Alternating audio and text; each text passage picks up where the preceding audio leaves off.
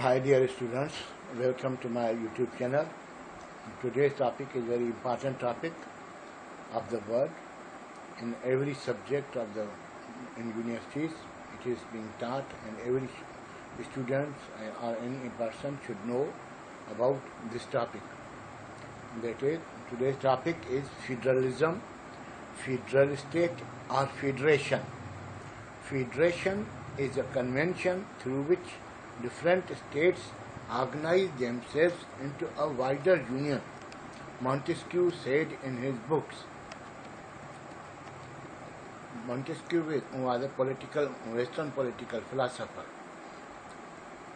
Federalism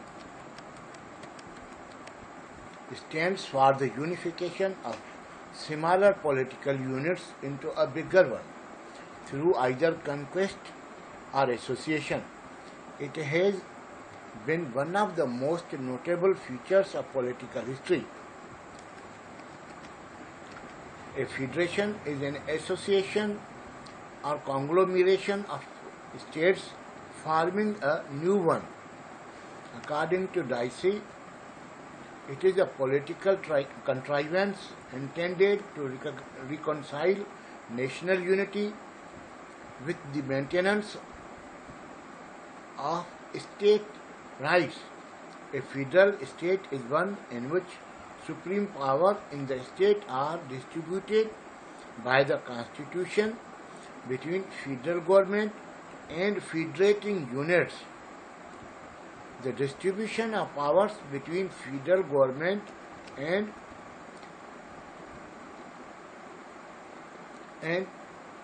federating unit is in a such way that the government of federating units exercises supreme and original authority within its own sphere of power, not derived or delegated authority from central government.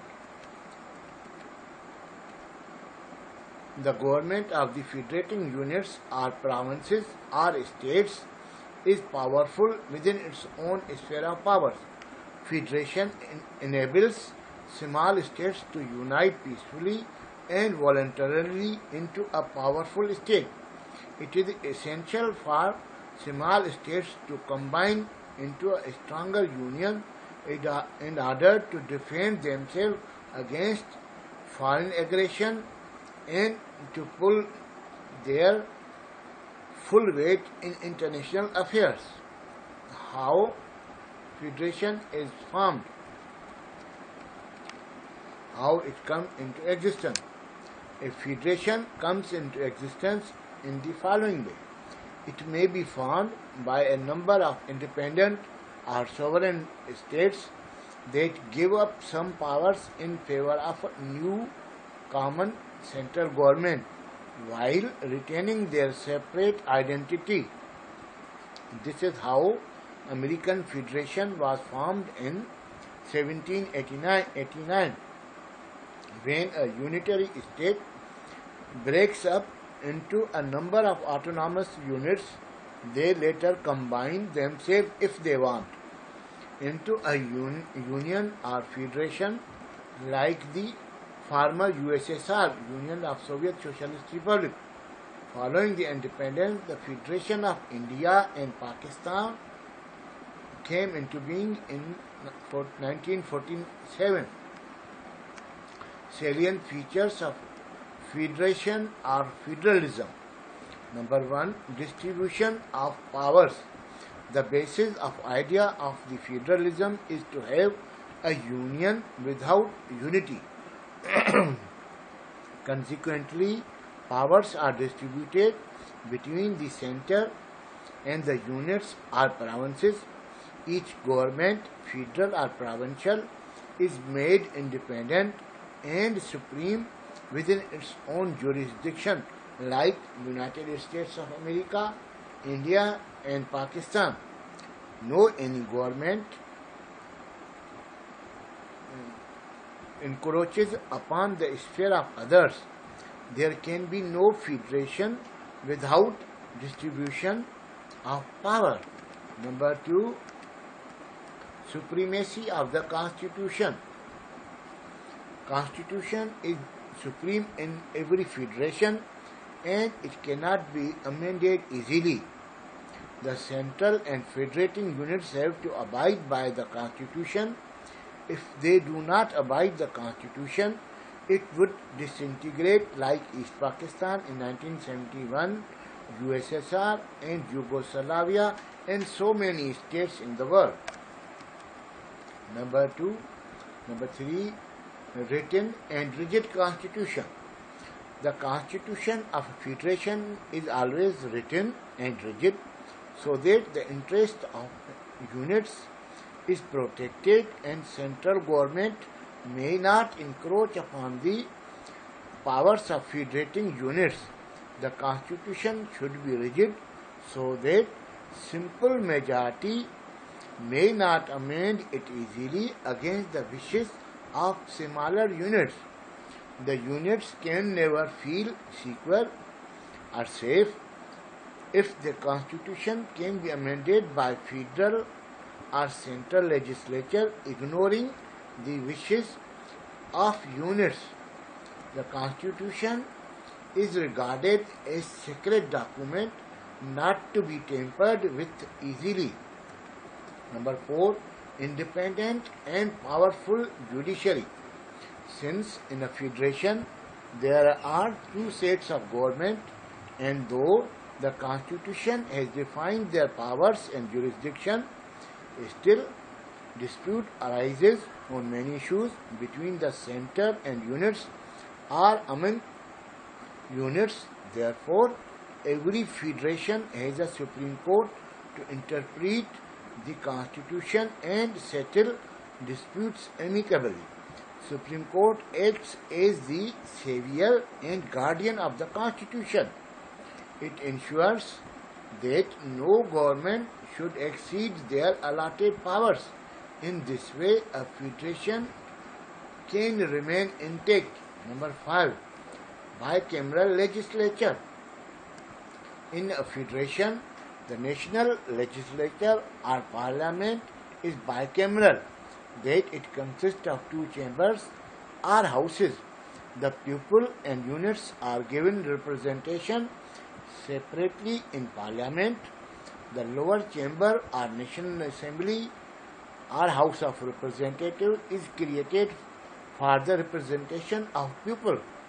The units or provinces get representation in upper chamber, that is called Senate, like in United States of America, India and Pakistan. The units, irrespective of size and population, enjoy status of equality in second chamber or upper chamber or Senate. Number 6, federation envisages a union rather than a unity. Federation creates a dual government, one in center and other in units. The federating units preserve their separate, autonomous and distinct entity and exercise supreme and original authority within their sphere of powers. They enjoy their autonomous existence guaranteed by the written constitution, on which also depends the existence of central government. Number 7, sovereignty of state. The state which federate or unite into union lose their former sovereignty because their union creates a new state which has now become sovereign. Independent states made a federation with their mutual consent. It is permanent federation and units have no rights to demand its former sovereignty. Now, necessary and essential conditions for success of a federation or federalism or a federal government. There are conditions which favor centripetal, means tending to move towards center, or centrifugal, means tending to move away from center. Forces to create a federation or federal state and preserve its existence. Essential conditions are following. Number 1. Geographical contiguity. Geographical contiguity is certainly a favorable and even a necessary condition for the success of federal state. If the components are situated far apart, it would weaken the state insofar as its military defense and national unity are concerned. Separateness will hinder the growth of national unity and culture. It will hinder communication and intercourse between various parts of federation. East Pakistan was away from West Pakistan. Both units were confronted with various problems and eventually separated in 1971. Number 2. Desire for union and integration. A federal state comes into existence whenever a number of small states or political units have the desire to unite and establish a common government due to fear of being annexed by other powerful states or economically remain feeble. The desire for union is the most important condition of a federation. Number 3. Desire for regional or local independence. Federation comes into being only when federating units seek union but not unity, when they are willing to surrender part of sovereignty but not the whole of it to the central government. They still want to retain supreme authority over matters of local interest and importance. Number 4. Community of cultural, economic and other interests. Another factor that favors the formation of a federation or federalism is the community of culture, language, customs, historical traditions and common economic interests. The community of these interests make a people a nation. The aim of a nation is to produce a unified nation, and complete sovereignty unity demands that boundaries of state and nationality coincide. Number 5. Equality among the component units. Constitutional equality of all the component units, big or small, weak or strong, is essential for preserving and maintaining a federal union. This is usually done by giving them equal representation in one of the houses of federal legislature, called the principle of parity. Number 6.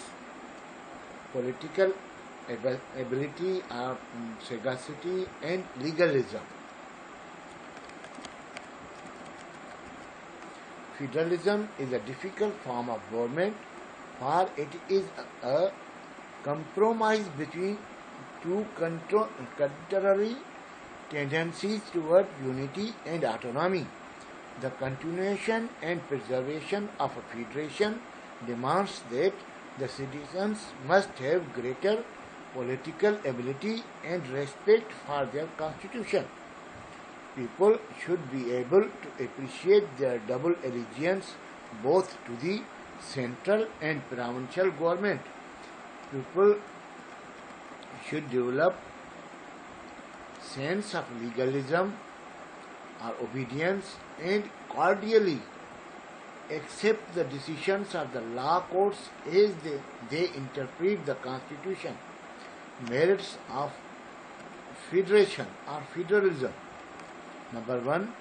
Unite peacefully and voluntarily into a powerful state.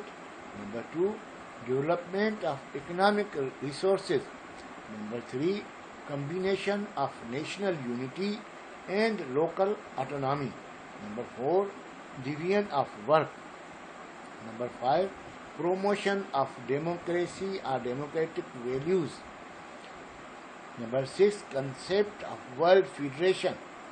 Number 7, prevent despotic tendencies. Wish you good luck. See you in the next lecture.